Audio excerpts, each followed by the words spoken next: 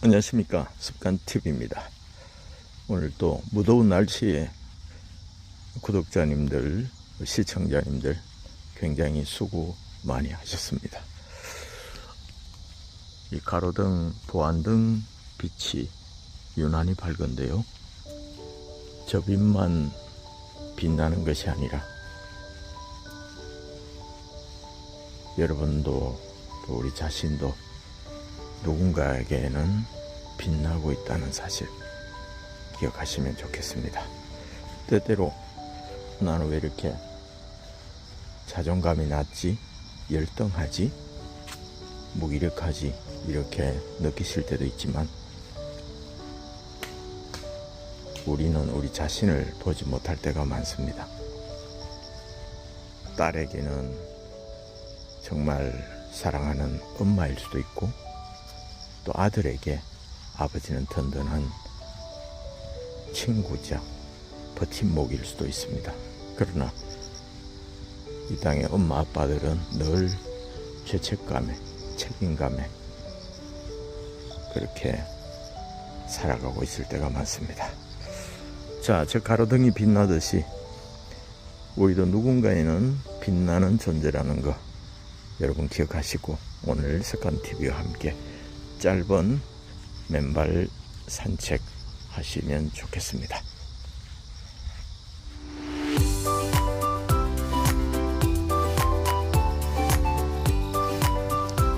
오늘은 어싱에 대해서 말씀드리겠습니다.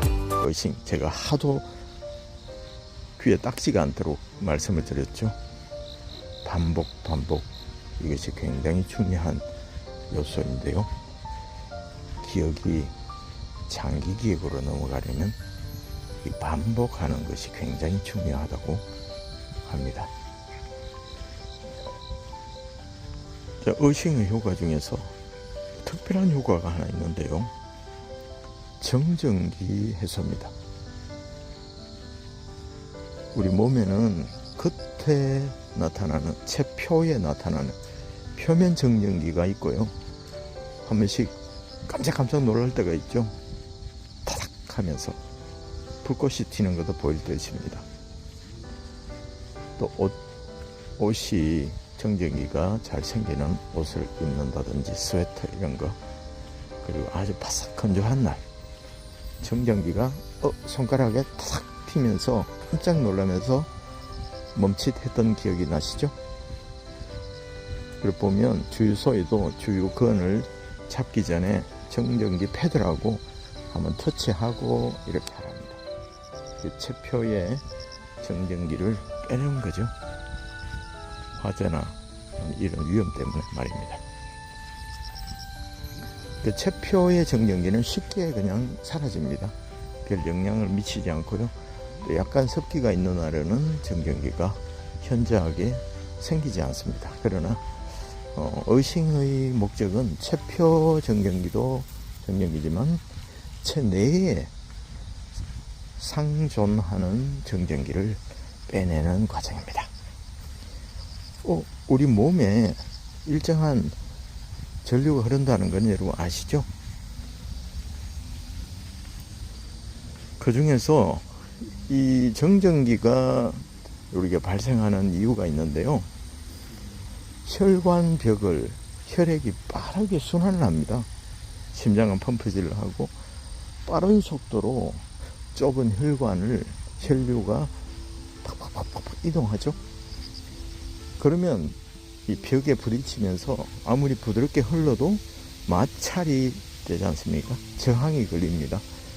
그 가운데 전기가 생기는 거죠. 정전기가, 마찰 전기가 생기는 겁니다. 그래서 이것이 쌓이고 옛날 사람들은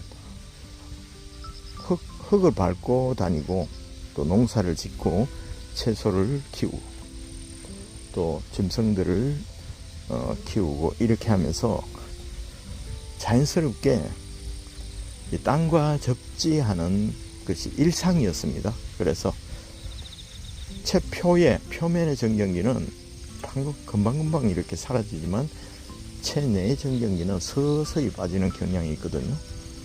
그래서 하루 종일 밖에서 일을 하고 흙과 더불어 채소를 만지고 동물을 키우고 이런 과정에 자연스럽게 정전기가 제거되는데요. 현대인에게는 그것이 거의 불가능합니다. 플라스틱과 또 고무와 콘크리트와 그 위에 또 신발과 구두와 샌들 이런 것들로 원천 차단을 하는 것이기 때문입니다. 그래서 우리 몸에 혈액이 돌면서 생기는 정전기의 총량이 굉장히 많이 쌓이는 겁니다. 그런데 그것이 쌓이면 이제 세포벽이 있는데요. 글리세린과 지방으로 이루어지는데요. 세포벽을 이렇게 공격합니다. 그래서 세포의 변형을 일으키거나 그런 현상을 일으키기도 하는데요. 그러나 의식을 통해서 적절히 그것을 정전기를 배출해 주면 세포가 아주 건강하게 자라는데 생장하는데 큰 도움이 됩니다. 그리고 우리 세포 안에는 발전기와 같은 역할을 하는 미토콘드리아가 있는데요. 그것도 전자로 작동을 합니다. 전자로 작동을 하거든요. 음식을 먹거나 이래서요. 그런데 이 미토콘드리아가 잘 영양소를 만들어내고 발전을 하는 것에도 이 건강한 전자가 많이 필요한데요. 또 활성산소나 내부에 있는 체내 정전기가 많이 축적되면 정상적인 발전을 저해하는 요소가 됩니다. 방해한다는 거죠. 그렇기 때문에 세포가 건강하게 활기차게 영양소를 미토콘드리아가 생산해내면서 인체를 활력 있게 만드는데 이 정전기가 또 저해하는 요소가 된다는 것입니다. 신기하죠? 그래서 정전기는 체내에 있으면서 세포벽을 공격해서 세포의 변형을 일으켜서 성인병을 유발하기도 하고 또 미토콘드리아의 발전을 방해하는 역할을 하기 때문에 우리 몸이 생기를 잃게 하는 그런 저해 요인으로 작용을 한다는 것입니다. 흔히 맨발 걷기와 어싱을 니콜 똑같다고 생각하는데요. 넓은 범주에서 보면 맨발 걷기 안에 카테고리가 지압효과, 그죠? 발 반사구를 지압하면서 우리 각 장기에 혈액을 원활하게 공급하는 지압 효과가 있고, 그리고 펌핑 효과 있지 않습니까? 발바닥 아치 효과. 이게 쿠션 역할을 하면서 펴졌다가 오므려졌다가 아치가 그렇게 하면서 근골격계를 부드럽게 이완시키고 말랑말랑하게 하고 장기를 부드럽게 하고 그리고 혈액을 펌핑하는 역할을 한다면 이 어싱은 또 정전기를 제거하고 또 세포벽을 건강한 상태로 유지하고 또 미토콘드리아가 ATP를 생산하는데 또 체내 정전기가 방해를 하지 않도록 그것을 제거하는 역할을 하는 것이 바로 어싱이라는 것입니다. 자, 어싱에 조금 전까지 이렇게 분사장치가 작동을 하는데요. 매일 밤 심야에 이렇게 작동을 합니다. 촉촉하게 적셔주거든요. 이렇게 하는 이유는 바싹 마른 땅에 적재하는 것보다 이 촉촉하면 전자의 이동 속도가 굉장히 많고 빨라집니다.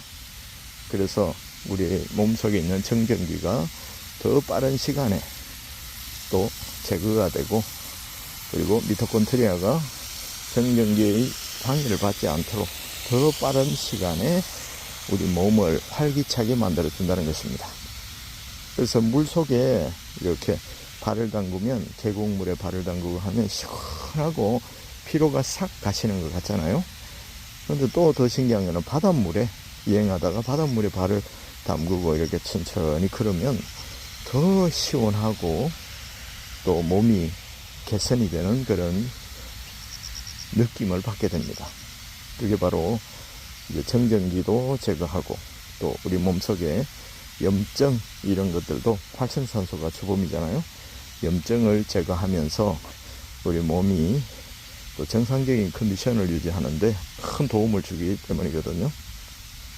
그 의식의 효과 중에 활성산소 중화, 이거 염증 중화, 염증 제거 이 효과만 있다고 생각하시고, 또 혈액 희석 효과, 피를 또 묽게 해서 혈액의 순환이 원활하게 하는 효과, 이것도 물론 중요하지만 체내 정전기, 체 표면의 정전기를 제거해서 또 우리 세포벽의, 세포막의, 세포벽이 아니라 세포막입니다. 글리세린과 지방에 많이 축적된 정전기가 또 세포막을 공격하지 않고 잘 보존하도록 빼내주는 역할.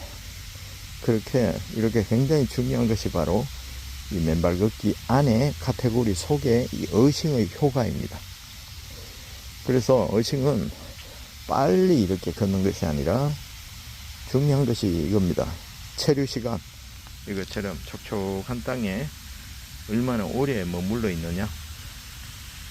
그래서 속도가 아니라 시간입니다. 천천히. 그리고 수분입니다. 수분, 습도, 수분. 그 다음 염분. 소음기가 있을 때 이 정전기나 활성산소 중화 속도가 배가 된다는 사실. 그래서 바다 어싱을 수프 어싱이라고 하고 개운한 느낌을 받는 것이 그 이유가 되겠습니다. 오늘도 어떤 분이 이제 어싱을 하려고 생각한다고 하는데요. 제가 당부를 드렸습니다. 황토길에 가실 때 정말 주의해서 걸으시기 바랍니다. 천천히 걸으셔야 합니다. 황토는 약간 이렇게 젖었을 때 표면이 굉장히 매끄럽거든요. 미끌미끌하기 때문에 넘어지기 십상입니다. 어싱 지팡이를 짚고 하시는 것도 한 방법이긴 한데요. 그래서 조금 몰랑몰랑 할 때 그때 하는 게 제일 좋고, 이 촉촉하고 이제 막 물이 떨어지기 시작한 그때는 위험하니까 천천히 이렇게 걷고 안전하게 하는 것이 굉장히 중요하다는 것과, 또 속도를 줄여라 이런 말씀을 드렸습니다. 이 급하고 스트레스 받고 아무도 쫓아오지 않는데 뭔가 쫓기는 듯한 느낌, 현대인의 공통된 특징이거든요. 스트레스의 의원을 찾아보면 곰이나 사자가 뒤에서 막 다 쫓아오는 그런 느낌을 받는 그 상태라고 합니다. 얼마나 힘이 들겠어요. 그래서 이제 우리가 더 많이 먹고 더 많이 입고 더 많이 보호해서 생긴 병이 대부분인데, 이제는 그 반대로 역행하는 것이 또 건강으로 들어가는 원초적인 방법이다, 이렇게 생각을 해보고 있습니다. 자, 석한TV 구독자 여러분, 여러분은 저 가로등 불빛보다 더 빛나는 존재입니다. 반딧불처럼. 나는 내가 어둠인 줄 알았는데 어느 날 반딧불인 것을 발견한, 그 최근에 노래 나왔죠. 그것처럼 누군가의 길잡이가 되고 롤모델이 되고 또 빛이 되고 든든한 거목이 되어 있다는 사실을 꼭 기억하시고요. 또 외롭고 고독하고 할 때 또 그것을 외부의 요인에서 찾으려고 하지 마시고 내 마음에서 그걸 찾아보시고 평온을 누리시길 바라겠습니다. 자, 세상에는 돈이 없을 때도 있고 돈이 많을 때도 있고, 그러나 돈이 없을 때가 더 많을 수도 있겠죠. 기쁠 때보다 안타깝거나 슬플 때가 훨씬 많을 때도 있을 겁니다. 우리 두뇌는 뭔가 성취하면 금방 잊어버립니다. 또 부족함을 느끼고 목마름을 또 달려가는 성질이 있거든요.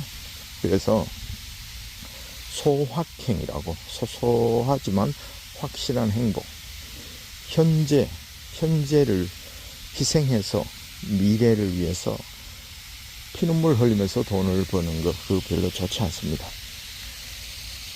그리고 미래처럼 현재를 사는 것. 미래 내가 되고 싶은, 행복하고 싶은 그런 상태 있잖아요. 그래서 돈이나 뭔가 갖춰져서 행복은 그것이 깨지면 금방 깨집니다. 그래서 외부의 요인에 행복의 조건을 찾지 말고 확실한 행복, 지금 내가 느끼는 것, 지금 내가 감사할 것, 지금 내가 가지고 있는 정말 많은 것들, 가족, 친구, 직장, 건강, 시간, 특히 시간 있잖아요. 오늘과 똑같은 내일이 아닙니다. 내일은 또 다른 오늘이고, 한 점이 모여서 선이 되고, 선이 모여서 면이 되고, 면이 모여서 입체가 되는 그런 것이 아니라, 입체를 위해서 면이 희생할 필요도 없고요. 또 내일을 위해서 오늘 희생하고 고통을 그대로 가져가지 마시고 행복을 당겨서 하시고 지금 삶을 행복으로 차곡차곡 채워가시기를 바라겠습니다. 이 나무처럼 우직하게 있으면서 던들리지 않는 뿌리 깊은 나무처럼 말입니다. 자, 여러분들 누군가에게는 빛나는 빛입니다. 여러분 사랑합니다. 화이팅!